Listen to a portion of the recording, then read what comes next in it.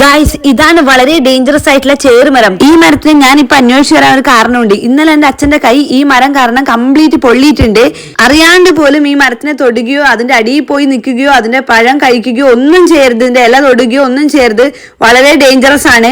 ഞാൻ പിന്നെയും എടുത്തു പറയാണ്. അച്ഛന്റെ അവസ്ഥ കണ്ടാൽ നിങ്ങൾക്ക് മനസ്സിലാവും. ഞാൻ വീഡിയോന്റെ അവസാനം നിങ്ങൾക്ക് കാണിക്കുന്നുണ്ട് അച്ഛന്റെ ഇപ്പോഴത്തെ അവസ്ഥ. എല്ലാവർക്കും ഇതിന്റെ വിഷം ഏൽക്കണം എന്നില്ല. ചില ആൾക്കാർക്ക് വിഷം ഏൽക്കാതെ ഇരിക്കാം. പോളിഗർണ അർണോട്ടിയാന എന്ന ശാസ്ത്രീയ നാമം വരുന്ന ഈ മരം അനക്കാഡിയേസിയേ ഫാമിലിയിൽപ്പെട്ട ഒരു മരമാണ്. അതായത് നമ്മുടെ കാഷ്യൂ ട്രീന്റെ ഒക്കെ ഫാമിലിയിൽപ്പെട്ടതാണ്. ഇത് സാധാരണഗതിയിൽ നമ്മുടെ നാട്ടിൻപുറത്തും കാവുകളിലും കാടുകളിലൊക്കെ നിറഞ്ഞു നിൽക്കുന്ന ഒരു മരമാണ്. ഇതിൽ ചെറിയ ചെറിയ കായകളൊക്കെ ഉണ്ടാവും കേട്ടോ. ഇതിന്റെ ഇല നോട്ട് ചെയ്ത് വെച്ചോ. മാവിന്റെ പോലത്തെ ഇലയാണ്. അതിന്റെ ഒരു നീണ്ടതും തടിച്ചതുമായിട്ടുള്ള ഒരു വേർഷൻ. ചേറുമരം കാരണം പൊള്ളലേൽക്കുകയോ ചൊറിയുകയോ ചെയ്തിട്ടുണ്ടെങ്കിൽ താനിമരത്തിനെ വരം വെച്ചാൽ മതി എന്നാണ് പഴമക്കാർ പറയുന്നത്. താനിമരത്തിന്റെ കായ ഇതിന് ഉത്തമമായിട്ടുള്ള ഒരു ഔഷധമാണ്. അതിന്റെ കായ പൊടിച്ച് നമ്മുടെ പൊള്ളലേറ്റ ഭാഗത്ത് ചൊറിയുന്ന ഭാഗത്ത് പുരട്ടുകയാണെങ്കിൽ പൊള്ളൽ അല്ലെങ്കിൽ ചൊറിച്ചൽ മാറും എന്നാണ് പറയപ്പെടുന്നത്. ഇതിന് കുറച്ച് ഇൻഡസ്ട്രിയൽ ആൻഡ് മെഡിസിനൽ വാല്യൂസ് ഒക്കെ ഉണ്ട്. ബ്ലാക്ക് വാർണിഷിന്റെ കൂടെ ഉപയോഗിക്കുന്നുണ്ട്. ആയുർവേദത്തിൽ ഇതിനെ മരുന്നായിട്ട് ഉപയോഗിച്ച് വരുന്നുണ്ട്.